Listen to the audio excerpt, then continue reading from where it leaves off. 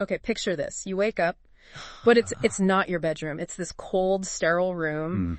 You hear machines humming, feel something taped to your arm, maybe tubes, and you have absolutely no idea who you are or where you are. The total disorientation, the initial fog must be overwhelming. Exactly. And then the truly chilling part. You look around and there are two other beds. Empty, but not just empty. You get the sense the people who are there are long gone, dead.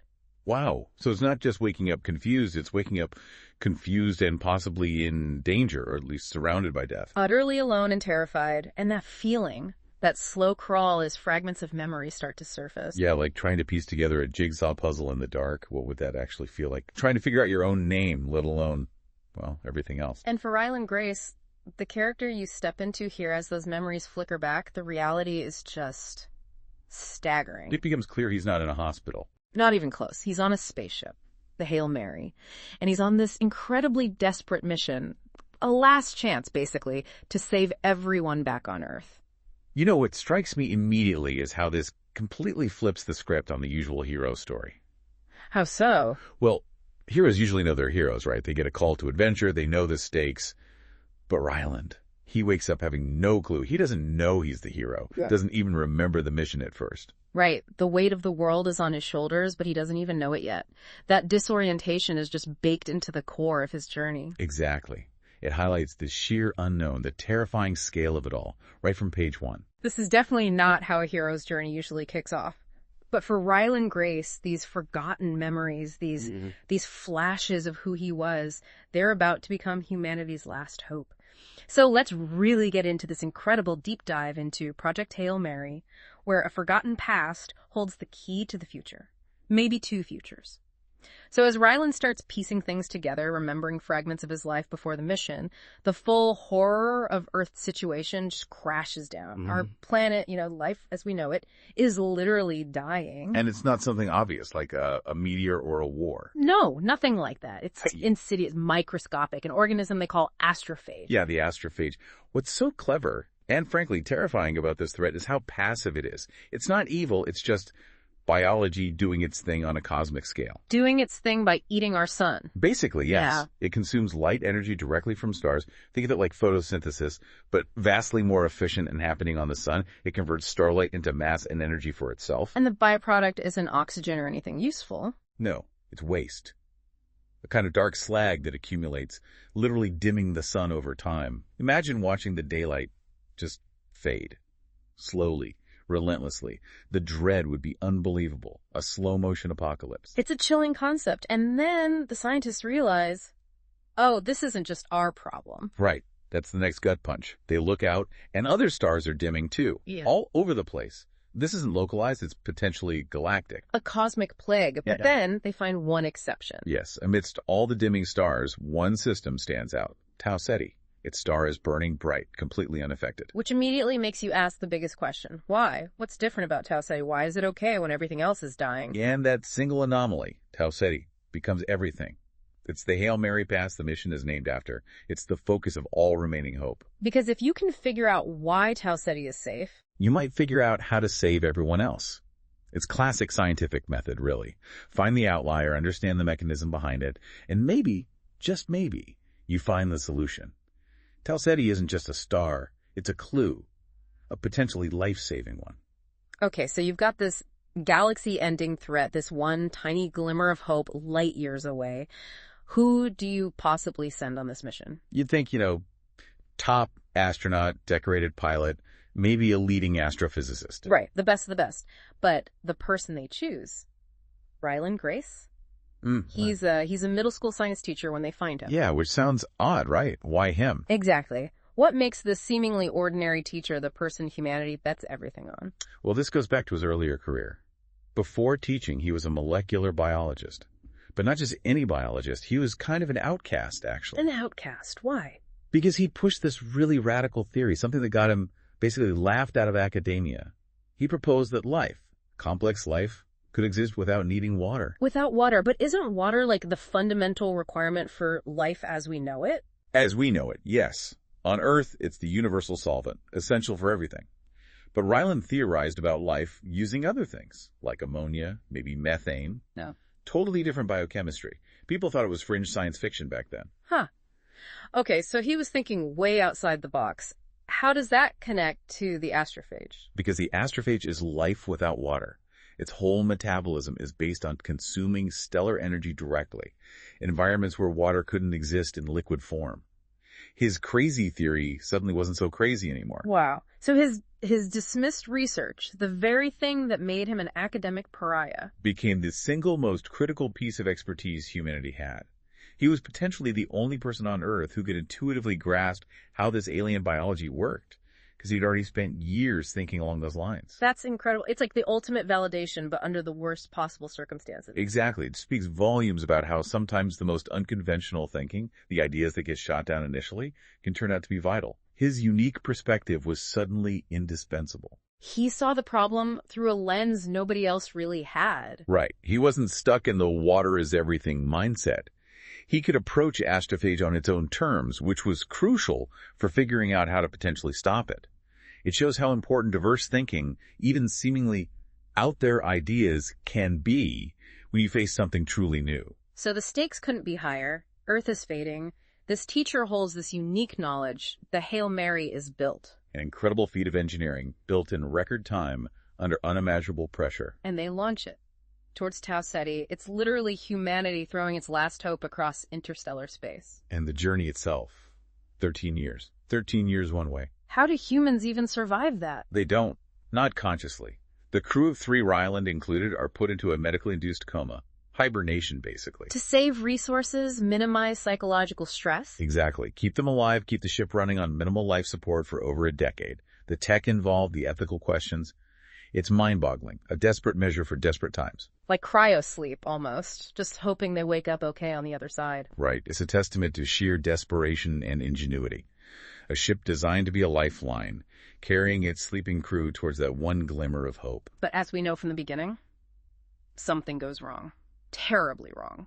Ryland wakes up. Alone, disoriented, and soon discovers the devastating truth. The other 2 crew members didn't make it. They died sometime during the journey in their sleep. Leaving him completely, utterly alone, light years from home. No backup, no comm signal reaching Earth for years. The weight of that. Knowing you were supposed to be part of a team, and now it's just you. The entire mission, the fate of Earth, rests solely on your shoulders. The psychological pressure is almost unimaginable. How do you even begin to cope? How do you maintain sanity, let alone focus on complex science when you're the loneliest human in the universe with that kind of responsibility? It fundamentally changes the mission. It's no longer a team effort. It's one man against the void trying to save a planet. And his own sanity, probably. Yeah. His internal monologue, his habit of explaining things as if teaching, that becomes his lifeline. Yeah, and it really leans into that quote you sometimes hear associated with the mission, even if it wasn't official. Something like, You don't need to believe in miracles to make one happen. You just need relentless science, duct tape, and maybe a friend. Right. That's the one. And it's perfect, isn't it? Especially the duct tape part, very science teacher practical, but the friend part, well, that turns out to be more prophetic than anyone could have guessed. Absolutely. It sets the stage perfectly for what comes next. The science, the improvisation, and the unexpected companionship. Okay, so Ryland's out there, alone, trying to figure out the Tau Ceti mystery, dealing with grief, isolation, the whole impossible situation. Yeah, just running diagnostics, gathering data, talking to himself, basically. And then something appears on his sensors. Another ship. Not human. First contact. Right there. Orbiting Tau Ceti. Just unbelievable timing and location. Imagine the shock. After thinking you're utterly alone, maybe the last sentient being for light years, you find someone else. An alien. It must have been a mix of terror and maybe desperate hope. Could this be a hope or just another problem? And the alien itself, not exactly humanoid. Ryland eventually calls him Rocky. He's described as sort of spider-like. Yeah, from a planet called Arid. Different atmosphere, different biology, communicates with musical tones, not speech as we know it, fundamentally alien. But here's the kicker, the thing that changes everything. They're there for the same reason. Exactly. Rocky's star system is also being eaten by astrophage. His people sent him to Tau Ceti for the exact same reason Earth sent Ryland, to figure out why the star is immune. That shared predicament is just brilliant. It instantly creates common ground. 2 different species, evolved late years apart, facing the same existential threat, arriving at the same potential solution point. Suddenly they're not just alien to each other, they're potential allies. They have the same goal: save their homes. Despite the language barrier, despite the biology, that shared purpose becomes this incredibly powerful foundation. It forces them to find a way to work together. And this is where their dynamic becomes the heart of the story, isn't it? Oh, absolutely. It's the core. Rocky, it turns out, is an engineer. A brilliant one. Incredibly practical, hands-on, builds things, fixes things. While Ryland is the scientist, the theorist, the biologist who understands the why behind the astrophage. Right. It's this perfect pairing of skills. Rocky can build or modify anything Ryland needs, and Ryland can figure out the complex science that Rocky might not grasp biologically. They complement each other perfectly. One figures out the theory, the other makes it physically happen. And watching them bridge that communication gap is just fascinating. It starts with basic math, physics, universal constants, then diagrams, then this sort of cobbled together pidgin language. It's full of humor and warmth, too, amidst the desperation, the misunderstandings, the different ways they perceive the world. It builds into this incredibly deep bond, a friendship born out of shared crisis, mutual respect, and the understanding that they literally cannot succeed without each other. It goes beyond just allies. They become genuine friends. It really is one of the most compelling alien friendships in fiction. You totally root for them, not just to save their worlds, but for their connection itself. It shows that empathy, collaboration, these things aren't uniquely human. They can bridge even the vastest cosmic distances. That shared vulnerability makes them stronger. So, Ryland and Rocky, this unlikely duo, are working together, combining brain power and, multiple limbs. Yeah, Rocky's engineering skills are pretty amazing to visualize. And they finally make the breakthrough. They figure out why Tau Ceti is immune. It's not something about the star itself. It's something living in the Tau Ceti system. Another microbe. Exactly. A predator. Something Ryland eventually calls the Talmoba. And its prey is astrophage. Talmoba eats astrophage voraciously. Wow. So nature already had a solution, an ecological balance right there. Pretty much. The Talmoba keeps the astrophage population in check around Tau Ceti, preventing it from dimming the star. It's the missing piece they needed. And because it lives in space, near a star, it's already adapted to extreme conditions. Right. It can survive the vacuum, the radiation. Theoretically, it's the perfect weapon to deploy back home, both on Earth and arid. Okay, so, problem solved. Find Talmoba, breed lots of it, take it home. If only it were that easy. Science is never that easy, is it? Apparently not. What's the catch? Evolution. Mutation. The Talmoba, like any organism, adapts. Ryland realizes the wild strain mutates too quickly. It might become ineffective against the astrophage, or worse, maybe even adapt to eat something else. Oh, great. So you find the cure, but the cure itself is unstable. Precisely. So Ryland's job shifts. He can't just collect it, he has to engineer it. He needs to create a stable strain, one that will reliably eat astrophage, and only astrophage, without mutating into something useless or dangerous. So he's doing advanced genetic engineering on an alien microbe in a spaceship lab, light years from Earth, no pressure. Yeah, the stakes are immense. It's a race against time and biology itself. Get it right, 2 worlds live. Get it wrong. Extinction. Okay. And while Ryland's tackling the biology, Rocky's dealing with engineering problems. Big ones. Especially fuel for his ship. They used to a lot getting there, working together. They need more to get both of them home. And this is where the author, Andy Weir, really leans into his science background. Oh, absolutely. It's his trademark. The book dives deep into orbital mechanics, fuel calculations, energy transfer, material science, xenobiology. But somehow, it's not boring. Not at all. That's the magic of it. Weir makes the science integral to the plot. Solving these complex physics and engineering problems is the action. And Ryland's voice, that teacher-like way he explains things to himself and to Rocky, makes it accessible to the reader, to us. Exactly. You find yourself learning about delta V and specific impulse and nitrogen fixation on alien worlds, and it's actually exciting because you understand why it matters for their survival. You're learning without feeling like you're in a lecture. It's problem-solving in action. It really shows how science fiction can be this amazing vehicle for making complex ideas engaging and understandable. It sparks curiosity by showing science as a tool, as the key to overcoming impossible challenges. Okay, so after just monumental effort, Ryland nails the biology, creates the stable Talmoba strain. Rocky manages the engineering, fixes his ship, figures out the fuel. They've done it. Against all odds, they have the solution for both Earth and arid. Mission accomplished. Ryland has Earth's salvation right there. He can finally go home, be the hero, see humanity saved because of what he did. It's that moment of triumph, the peak of the journey, everything they worked for, suffered for. It's paid off. You can almost feel the relief wash over him, the thought of going home. The reward for the hero's journey. But then, life, or space, throws one last curveball, a devastating one. Yeah. Just as they're preparing to part ways, Ryland realizes something's wrong with Rocky's ship, despite the repairs. It's failing again. It's failing again. Critically.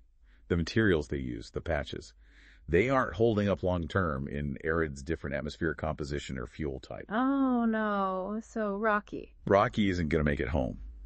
He has the Tomoeba for his people, but he won't survive the journey back to deliver it. That's heartbreaking. After everything they went through together, Ryland has saved Earth, technically, but his friend is doomed. It poses this incredibly difficult question, doesn't it?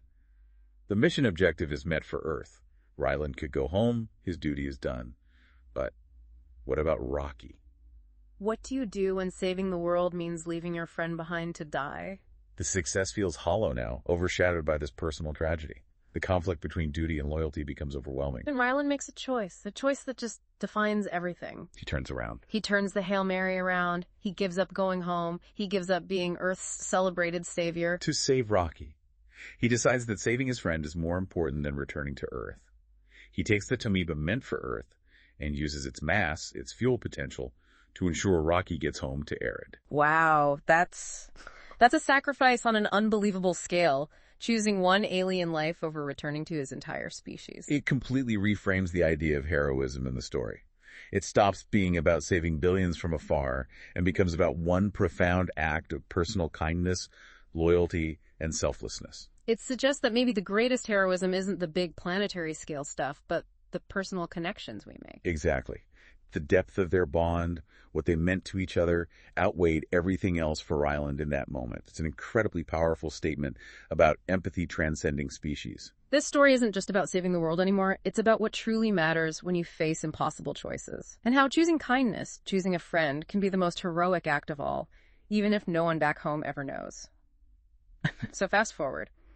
Years later, where do we find Ryland Grace? Not back on Earth. No ticker tape parades for him. He never went back. He's on Arid, living among Rocky's people, the spider-like aliens he helped save. You made a new home there.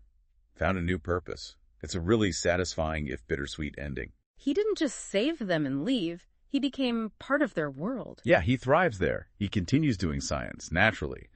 And he becomes a teacher again, teaching the little Iridian children, sharing his knowledge. That's beautiful, actually, coming full circle back to teaching, but in this completely alien context, finding meaning in that contribution. It shows that purpose isn't always tied to grand achievements or recognition.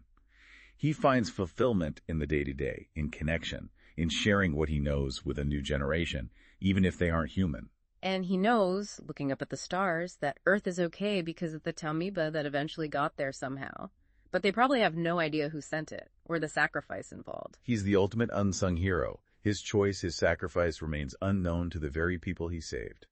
And he seems okay with that. Which really challenges our whole idea of needing fame or recognition for our actions, doesn't it? Absolutely. Ryland finds peace and meaning in the act itself, in the friendship, in the life he built on Arid. The external validation doesn't matter compared to the internal sense of purpose and the connection he values.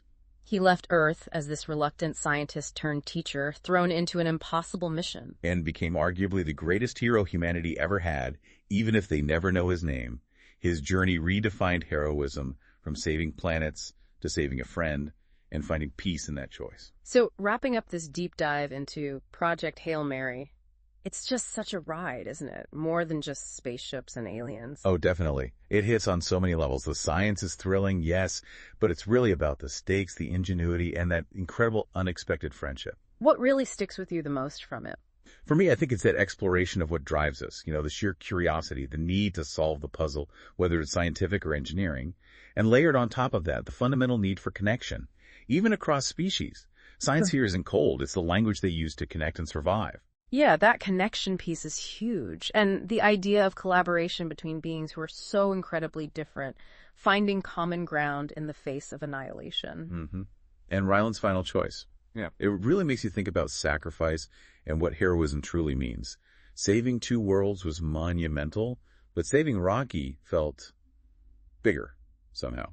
More profound on a personal level. It leaves you with a lot to chew on, which brings us to that final thought for you listening in. In our world, which is, noisy and complex, and maybe our individual actions feel small sometimes, what are those quiet acts? The collaborations, the kindnesses, the moments of connection that might not get noticed, might not get you a like or a promotion, but that hold real significance. Yeah. How do we find our own purpose and peace in those choices, the ones that matter to us, even if they aren't celebrated? Something to think about. Definitely. That's our deep dive for today. Keep asking those big questions. We'll be back to unpack more.